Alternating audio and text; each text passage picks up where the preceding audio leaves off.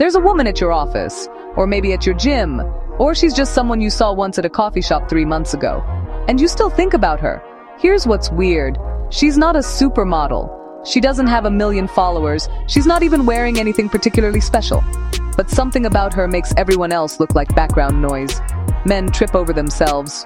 Women want to be near her. Strangers start conversations with her in line at the grocery store. And you're left wondering, what is it? What does she have? I spent years studying this, interviewing women who have this quality, reading psychological research, observing what actually makes someone unforgettable. And what I discovered? It has nothing to do with what you think. The invisible weapon isn't physical at all. It's something far more dangerous. And by the end of this video, you'll know exactly what it is and how to claim it for yourself. Let's go. Let me tell you about 3 women. Woman 1. Sarah walks into the boardroom in a designer suit. Hair perfect, makeup flawless. She's objectively stunning. But when she speaks, she apologizes before making her point. She ends statements with question marks. She makes herself smaller in her chair. Woman 2. Michelle shows up in jeans and a blazer, no makeup, hair in a messy bun, but she takes the seat at the head of the table without asking. She states her ideas like facts, not suggestions. When she laughs, it's unreserved and completely genuine. Woman 3. Jessica is conventionally beautiful and confident, but there's something calculated about her. Every gesture feels rehearsed.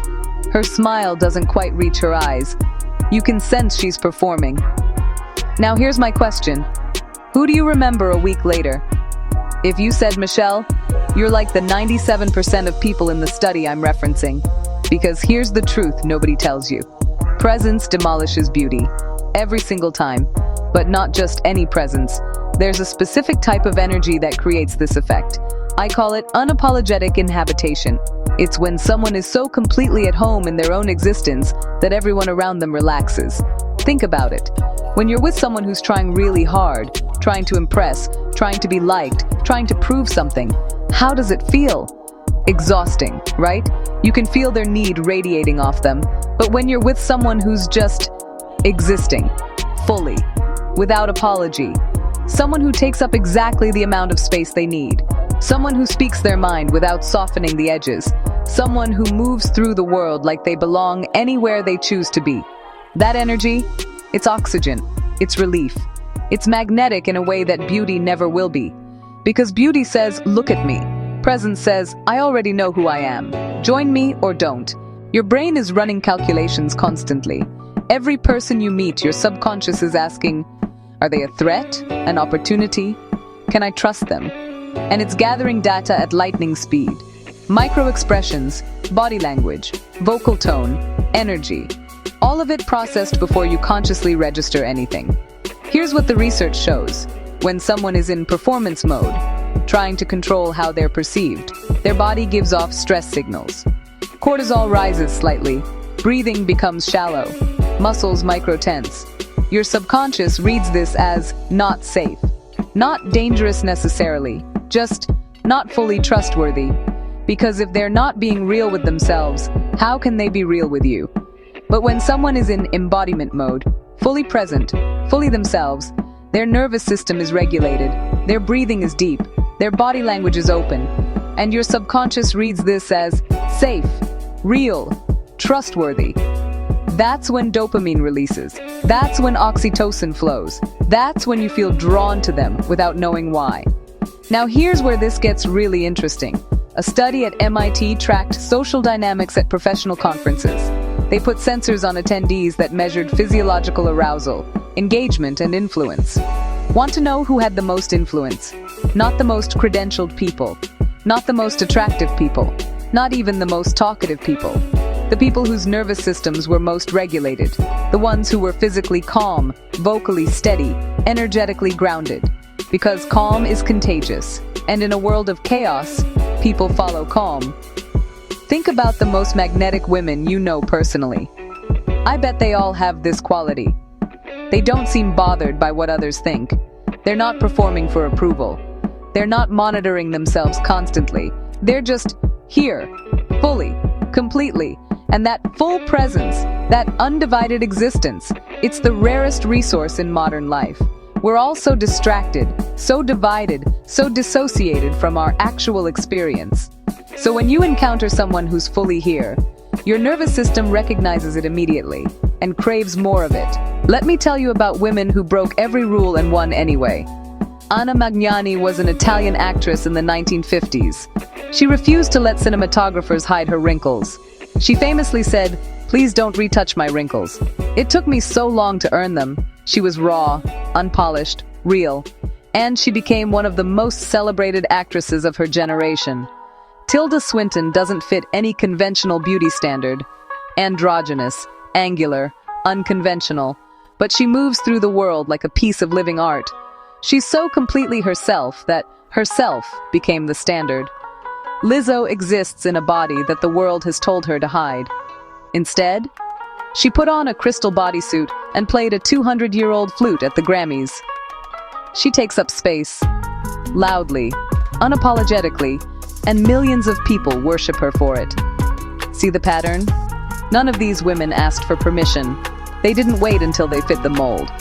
They didn't apologize for existing outside the lines. They just showed up, fully. And the world rearranged itself around their energy. Now let's bring this to your world. Think about the woman in your life who has this energy. Maybe she's your age and size and background. But somehow when she tells a story, everyone leans in. When she enters a room, conversations pivot toward her. It's not magic, it's not luck, it's a very specific energy shift. She's stopped fragmenting herself. Most people scatter their energy everywhere, worrying about the past, anxious about the future, concerned about how they're being perceived. Only about 20% of their attention is actually in the present moment. But her, she's 100% here. When she's in conversation, she's in it. When she laughs, she's fully laughing. When she speaks, she means every word. That kind of presence is so rare that people become addicted to it, because being around her is the only time they feel truly seen. And being seen, that's what everyone is desperately craving.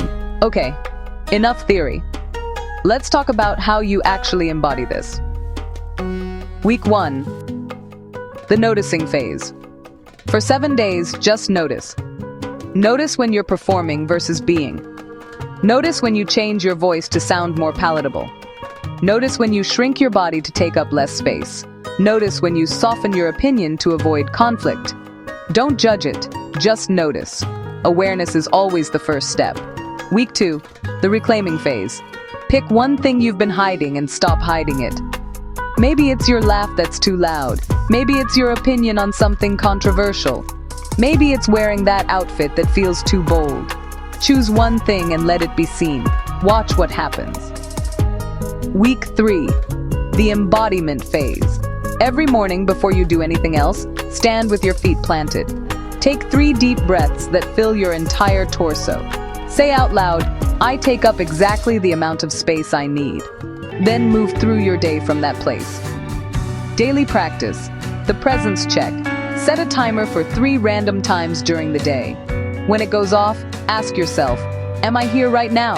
Or am I performing, planning, worrying? If you're not present, take 1 breath and come back.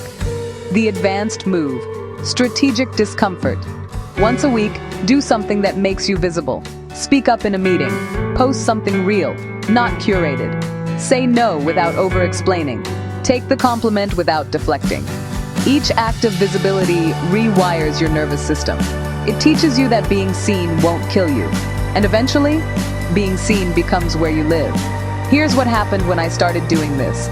I stopped getting pretty as a compliment. I started getting magnetic, powerful, unforgettable. Because I wasn't trying to be beautiful anymore. I was trying to be real.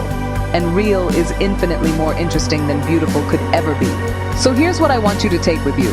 You already have it. Whatever that woman has that makes her unforgettable, you already have it. You've just been taught to hide it, to dim it, to make it smaller and quieter and more acceptable. But what if you just stopped? What if you showed up tomorrow exactly as you are? Full volume, full presence, full you. Not the curated version, not the people-pleasing version, the real version. The one you've been keeping locked away because you thought she was too much. Plot twist, She's not too much, she's exactly enough. And the world is waiting for her. If you're ready to stop hiding, drop an "I'm done performing" in the comments. Subscribe if you want more truth bombs that actually change how you show up. And remember, beautiful is forgettable, but unforgettable, that's forever. See you next time.